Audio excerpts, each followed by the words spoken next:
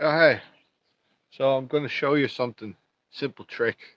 Uh, Anyone can do this really, and you will produce a uh, hooded cloak without any need to cut anything or sew anything. It's quite simple to do. All you need basically to begin with is either a blanket or you may have a tarp that doesn't have a hood fitted to it, so it's simply just a tarp, and you can by folding it roughly the right way, you can produce a hooded cloak, and it takes a little bit of practice. Uh, doesn't matter, you won't get it right the first time. Maybe you will, but you won't. So um, do it a few times. You'll get comfortable with this. So I'll show you how to do this.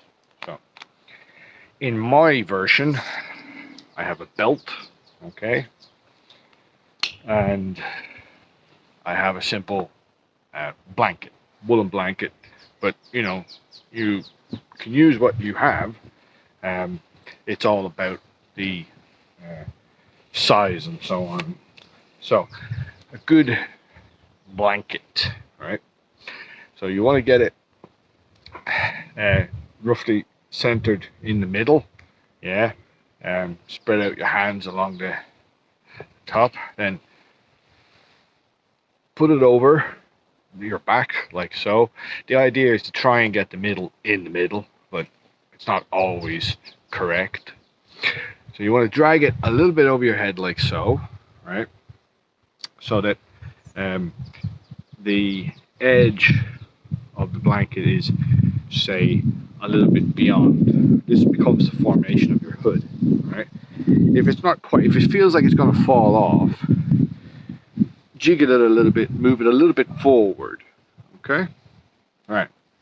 Then you want to take uh, the the bit that's hanging over your shoulder. You want to pinch that a little and drag it forward on both sides. This takes a little bit of practice, but you get it. Okay. So having done that, you want to fold this part back on itself, that you get a fold running along the edges here. This is kind of key to how this works. Okay, so you have to have a nice folded seam. See that? Running along the forward edges. Okay, so having done that, you want to spread out your arms like so and bring them in. Okay, like that. And you bring them in, all right? And when you do so, you want to connect this leading edge, with the bit that you have brought in, like so. Okay?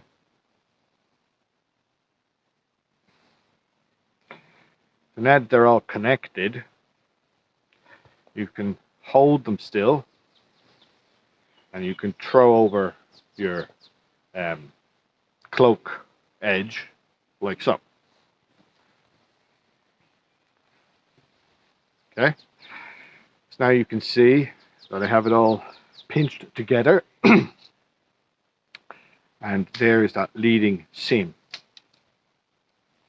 So what I'm going to do with my belt, this is how I do it. Okay, so I take the belt. It's important to try and keep that seam together if at all possible. You can tidy it up a bit later. And you want to bring that belt around your torso. Okay? So, Now what I have is I have a belt holding all of those leading edges of the cloak in like so.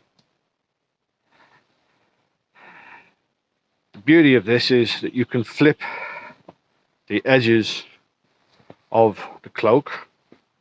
You can flip them up like so, and you get access to your pockets. Yeah, so any pockets that you may have under the cloak are perfectly accessible and easily. Yes. Okay, this is it. Now I've just produced a hooded cloak, okay, out of a simple rectangular blanket. I can now